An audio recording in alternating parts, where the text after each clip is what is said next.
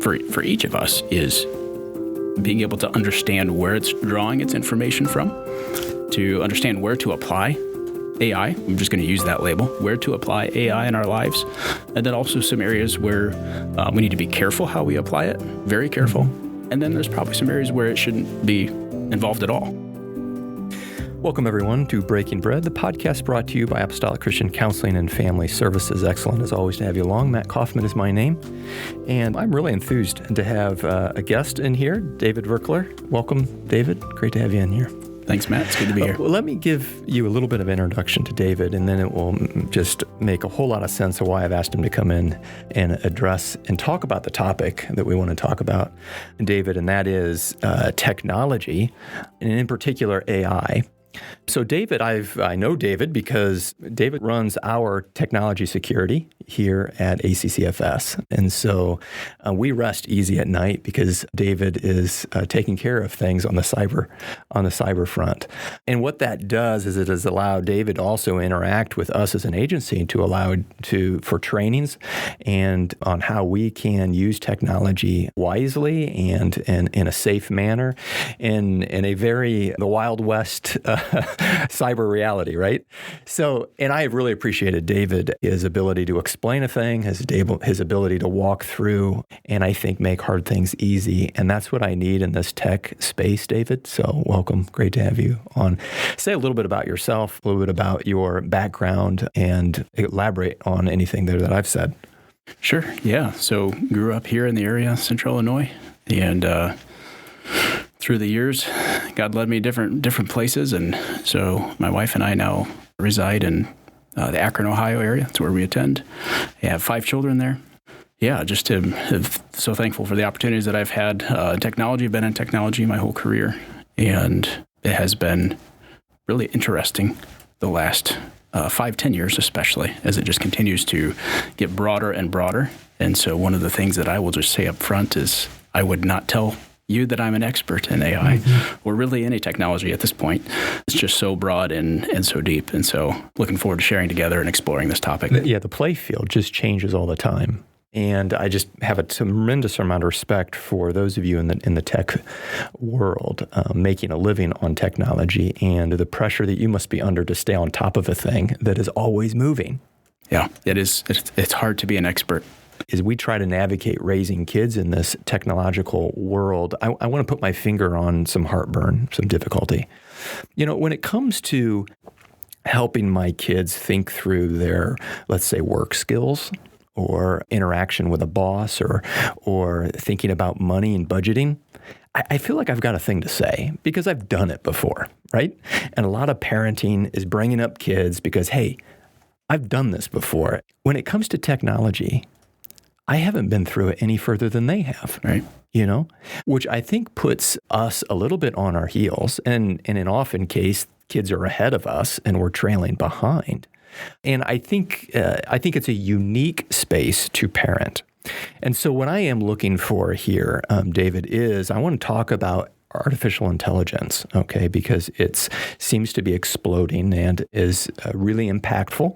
But I also want you to help educate us. So I'm going to be listening for some information, but I also am interested in precautions, perhaps, that you would see as it concerns AI.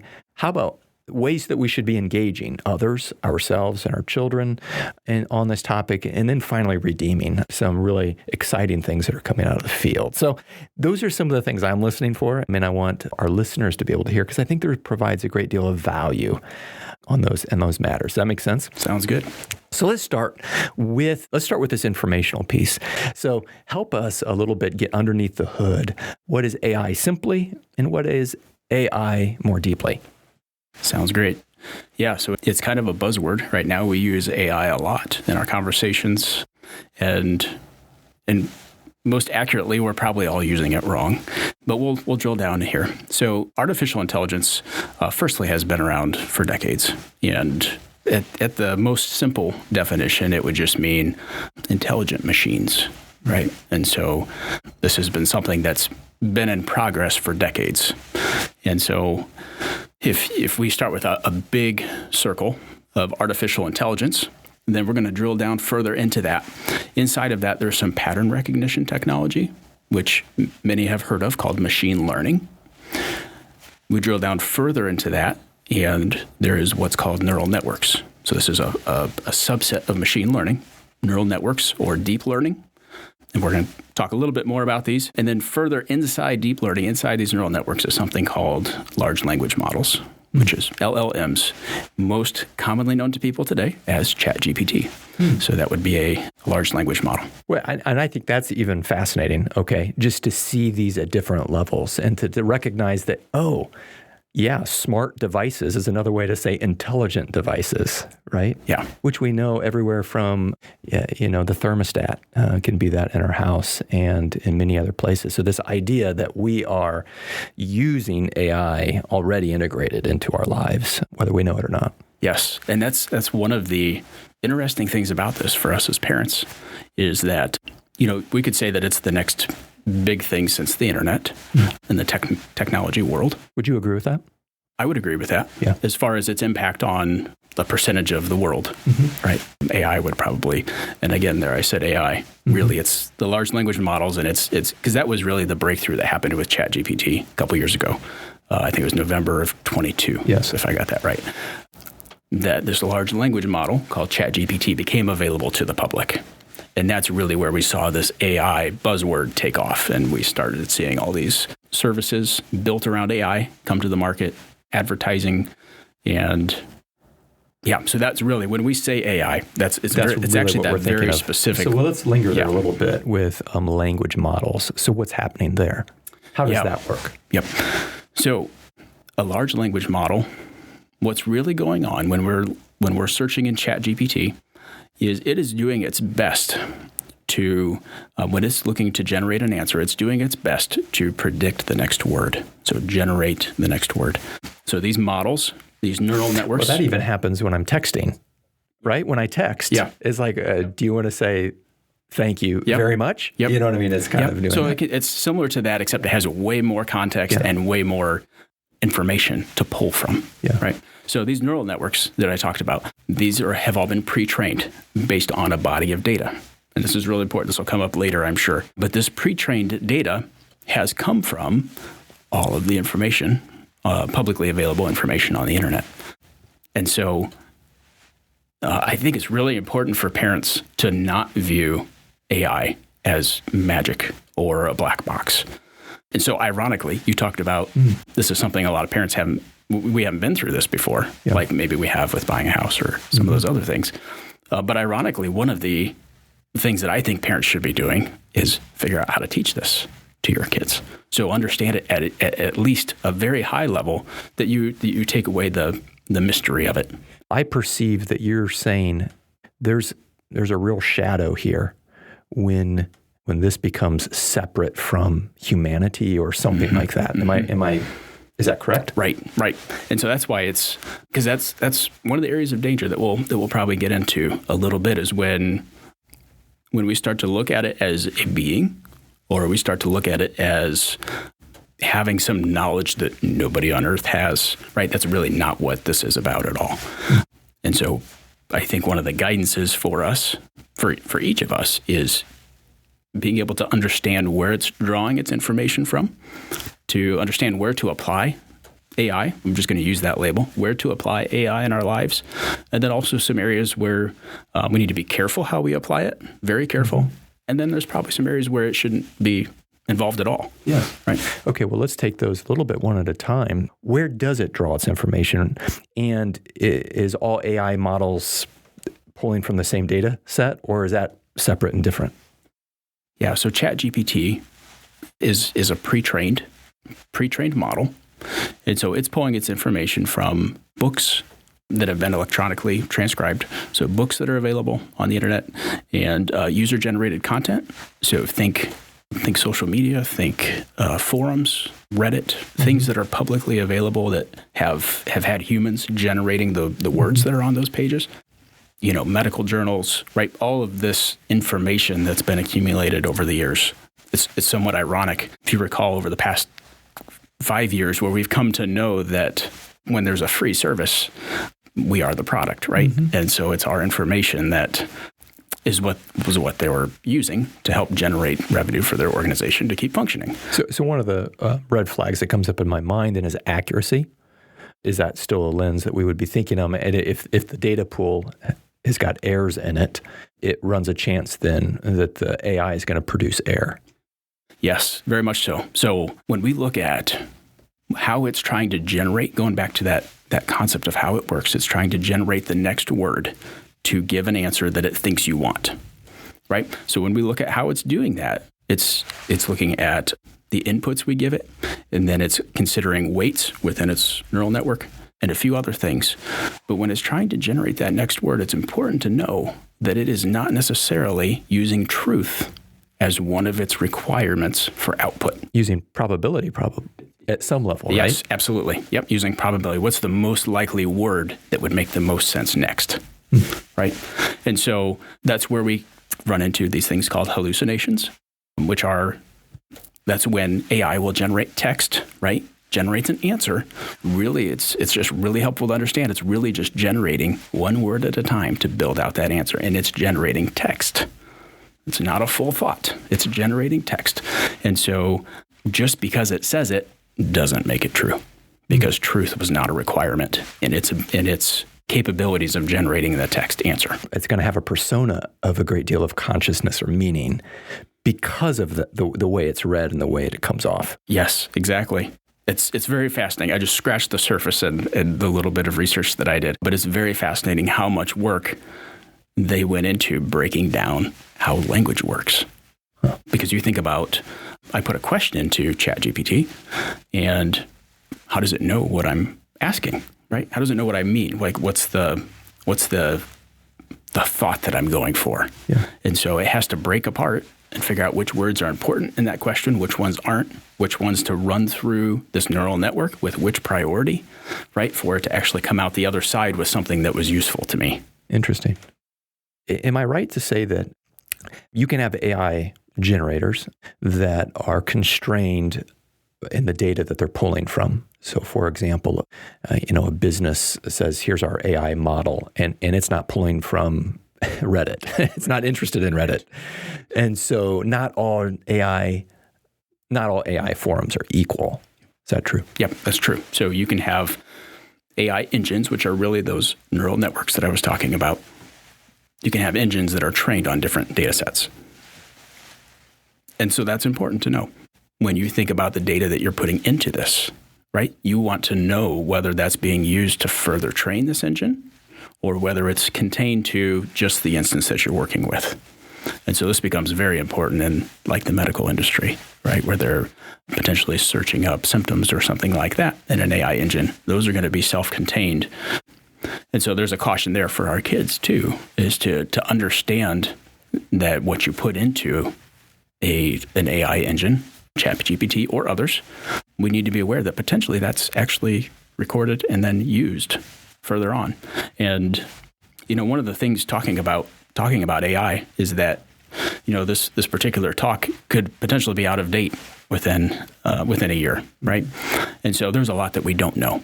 And so I think in our conversation here, we're going to look for some timeless principles too, right? Because we don't really know what the future is going to bring in this world of AI. For us to understand how to use this well is to understand where's the data being pulled from. So if I'm asking a medical question and I'm in ChatGPT that's pulling from the whole web, that's different than the AI model that Mayo's might be using. Yeah. Right. Because we do hear, right, of really bad advice, for example, or AI putting out some very harmful things to people searching for answers. Yes. Yeah. So considering that the source of data and understanding how it works, it actually does two things for us and our kids. One is it helps us use AI better for those good things that we want to use AI for.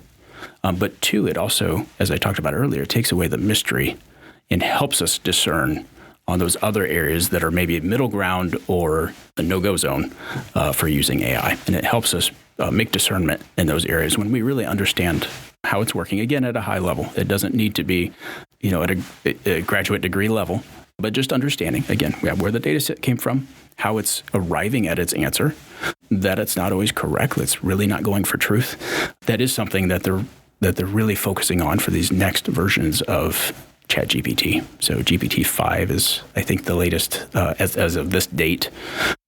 And trying to get more truth is one of the priorities for them. Okay, so knowing where the data is coming from, knowing that if I contribute to this, is it or is it not going into the engine, as what you've mentioned that we should know.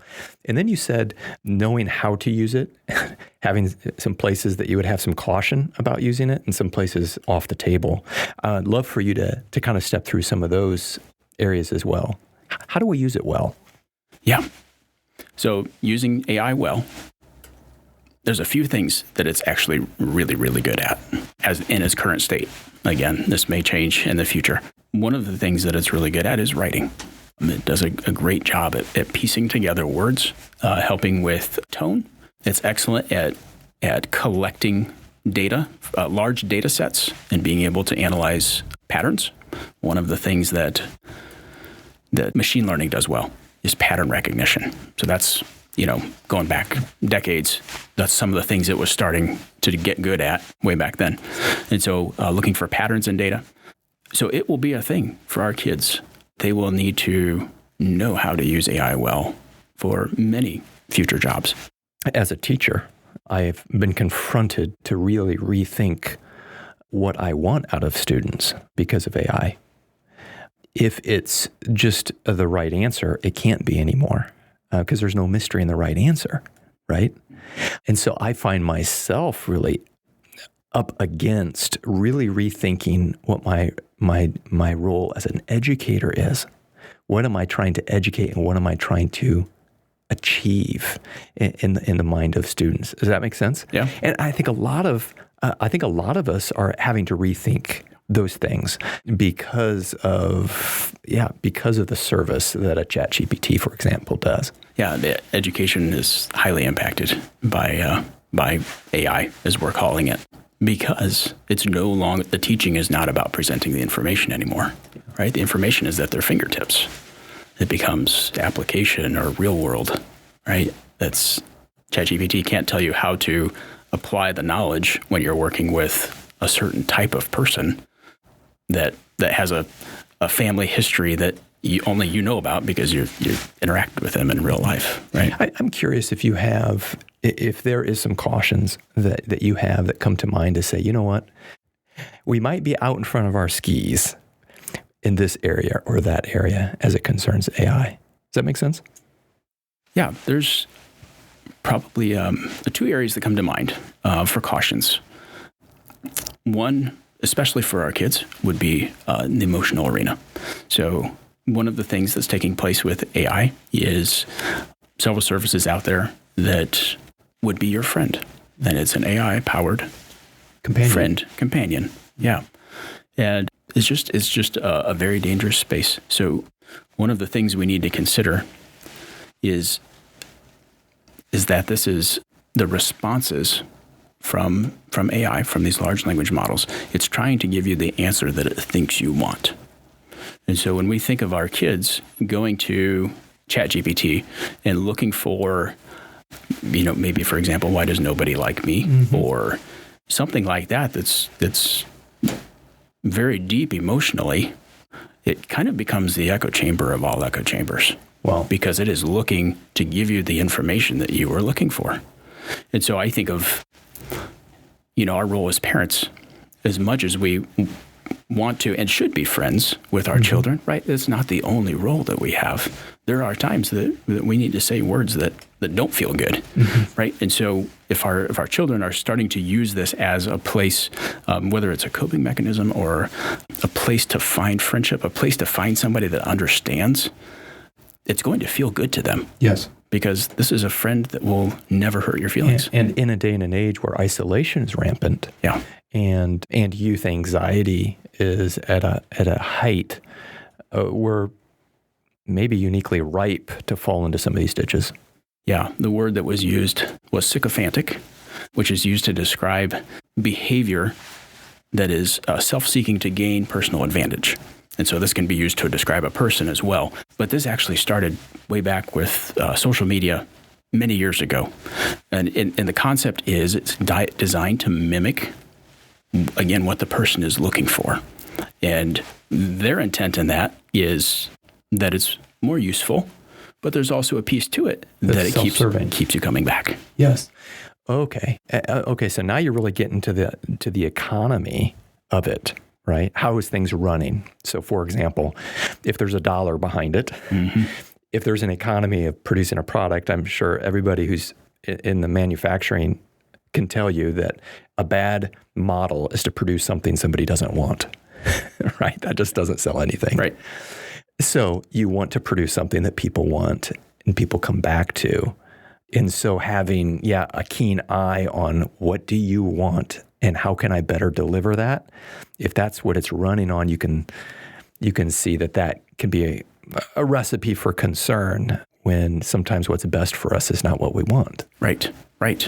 And so that ties into probably the second area of concern would be our spiritual well-being, right? And so teaching our children properly using these tools. And I think it's fascinating. We go back to those of us that perhaps grew up in a search engine age, right? And where we learned to Google everything. Our children are growing up in a stage where everything's going to be fed into AI. And so there's a piece of this where in our spiritual walk, it really, this worshiping of intelligence that we're seeing, right? Where we're living in a society where almost all knowledge of mankind is available at your fingertips, right? And so considering what God has to say about some of that and how that relates to our faith, how it relates to curiosity in a person, I think there'll be, speaking about our kids as potential future jobs, I feel that there's going to be a real need for people that can actually have original thoughts and have creativity and to be uninfluenced by maybe what the data says. Yeah, that's interesting. Now you're speaking to some qualities, timeless qualities of creativity, critical thinking that need to be matured and grown alongside this model. Is it possible that if we don't, this model could undercut those things? That is, produce somebody who doesn't critically think or produce somebody who's less creative? I mean, only time will tell, I guess. I'm just curious in your opinion on that. Yeah, I think it's something we need to be mindful of. I think of the example at our house. You're sitting around the dinner table and a question comes up. Does your hand shoot in your pocket for your phone to find the answer? Yeah. Right? Or do we just let ourselves talk together and share and wonder and think, right? And work it out in time. Yeah. Instead of immediacy. Oh, yes. That's another big piece of this. Yeah. As we all know, there's so much to our walk of faith that we don't get instant answers. And this is a habit forming tool that gives us instant answers. And so we may have our boundaries in good places. But in our professional life, we're used to getting all of our answers instantly. Yes. But then over here in our spiritual life, how do those habits start to train us and train our mind, and even how we feel about not getting an instant answer? We need to be alert to what this is producing in ourselves. Yes. And this is probably something that has been, if we could say, simmering for a long time, right? As we think about the past 20 years of adoption, technology really being integrated into our lives. More so and more so. It's crafting our habits without us necessarily choosing that, right? And so it's an opportunity for us to really step back and say, where should the boundaries be? And are there areas of my life that this is either starting to control or just unsafe? Mm-hmm. And so I think this is an opportunity for us as parents, not only to exercise but also to teach our children of those that we want as mentors in our lives. Who do we want speaking into our life, right? And certainly, as believers, we want God through the Holy Spirit to be speaking into our life. But AI is somewhat like going to some world conference where you have an expert on every topic there. And would you just send your kids in the building and go tell them to ask whatever question they want? Yeah. Right? Largely, we probably wouldn't be okay with some of the answers that they would be getting. And they also don't have the tool sets for discernment. Knowledge is at our fingertips. And yet wisdom is another matter altogether. And I'm not sure AI has a lot to offer for wisdom yet. But the mentor you talked about and the Spirit of God that you spoke of certainly does. And often wisdom comes through experience, time, slow path. And to have wisdom come alongside knowledge together is going to be the best way forward, right? Absolutely. Yeah. So on the positive side of this, when we can use AI in a safe and productive way to amplify our God-given talents, it can be a beautiful thing that brings glory. You live and breathe technology. That's your daily life. And I'm curious, what insights do you have about God himself? How has AI illuminate aspects of God, made him grander than maybe what you have previously thought of? In what ways has God been contemporary in our AI world and not archaic? Because I think if we don't carefully steward this, we can get the idea that God is archaic. Yeah. Yeah, there's one of the Bible accounts that sticks out to me when it comes to AI, looking at it from a little bit of a Tower of Babel moment, where you had God's creation, all these people saying, we've achieved it, right? We're going to be self-sufficient, better than God. We'll reach the heavens. And so, there are real challenges with AI. Where it's going, there may not even be enough power in the world to run some of these things. And so just to keep it all in perspective, that this is all information living on physical computers that's located on an earth that God created.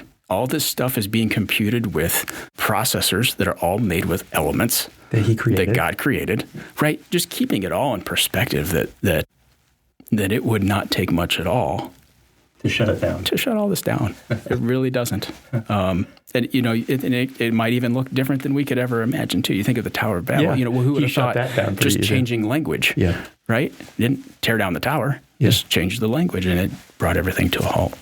Yeah, that's really fascinating. It is flimsy in that way. Speak to humanity, because I think sometimes that is a little bit at the crux. It seems like there's a blurring of humanity, and Christ he's got a lot at stake in what human is. And so anyway, I'm curious if that generates any reactions.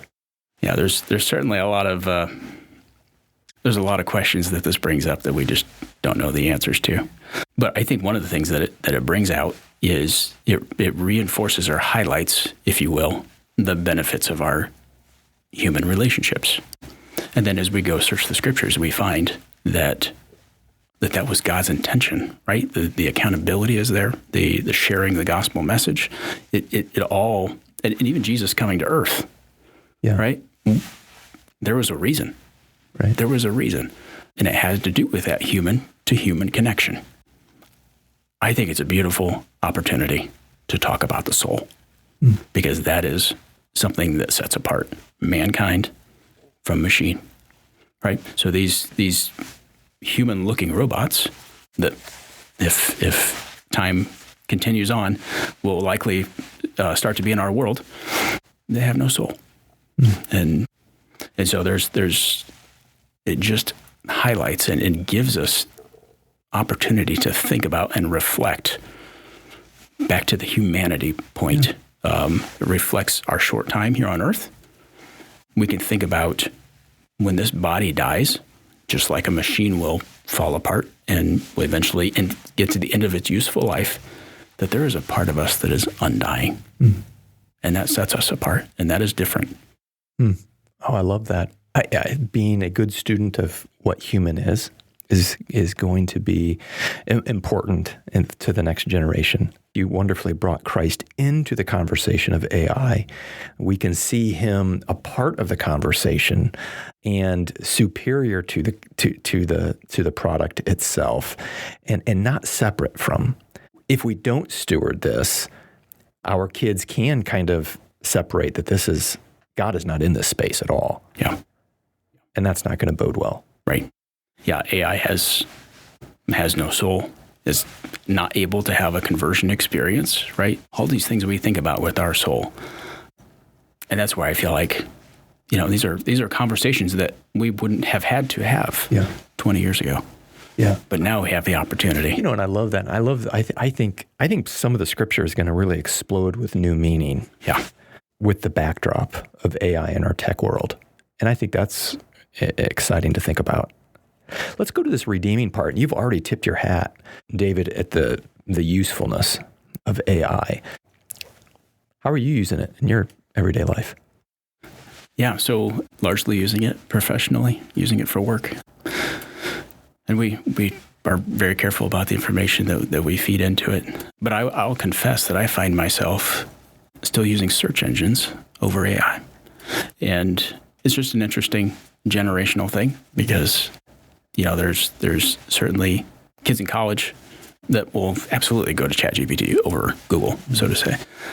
I'm admittedly fairly conservative in my use of AI, but it's largely habitual, right? You don't have the muscle memory to do that. Muscle memory to go there. And then something else too is that we're going to continue to run into it more and more without trying, right? So we go to the doctor's office and they're asking, is it okay if this AI agent listens in on our conversation so that it can take my notes for me and can summarize what we talked about? We have that in our business world as well, having these meeting note takers or AI bots that are listening into the conversation for the benefit of compiling information and generating notes and summaries and stuff like that. So I think we'll just continue to find more and more benefits. And I think that'll be something key for us as parents is understanding that this will be our children's default. Mm-hmm. It's what they're being taught in school. It's what they'll be expected to know when they enter the workplace. And so the opportunity really is ours to safely explore it for the intent that we can help them navigate it. I really like that. Anything you're kind of excited about as you think about, what, AI might do some really cool things. Anything come to mind? There's a lot of things. One of the things I'm actually really excited about is the education space. I think it'll provide a lot of opportunities for everyone. I think it'll also allow people to digest information in the format that works best for them. And so that you don't have the dichotomy of the way the teacher is presenting the information not matching the way the student wants or needs to receive the information. Right? You don't have that fight, if you will. Mm-hmm. Right? So students will be able to digest information. And then you could say that the teacher's role becomes more important, but also more valuable when it comes to this, helping them apply that knowledge to real world scenarios, relationships, implementation. Which technology historically has done that. It's freed you up for more, right? Yeah. And so I think that is the challenge for all of us, educators and otherwise, to think, okay, what more can I do now that AI is providing that one service? But I was talking to a brother who's using AI and with language and sharing the gospel in some tremendous ways. I mean, you think about that great commission to take the gospel to the whole world. AI is doing some tremendous things in that space, right? And so there's a lot of good that we're going to see come out of it. Yeah. Real-time translation, I think, is just amazing. Being able just to have those conversations with somebody in a different language, even in our brotherhood. If there's somebody that struggles with a second language, how beautiful to be able to communicate more freely, right? And to allow the heart to flow. Yeah, no, that's excellent. David, really appreciate it. Thanks for coming in. I think all of us parents and grandparents, and then even for myself, because I need to be educated, and that's what happened here today. Educated, but also with a tremendous lens of hope and purpose for engaging our kids in this matter. Appreciate the work that you do, David. Thank you. And to all of our cybersecurity folks out there on the front lines, it's so important, so needed. So I appreciate the work that you do for us. It's a pleasure to serve. Thanks, each one, for listening in. God bless you. We'll see you next time.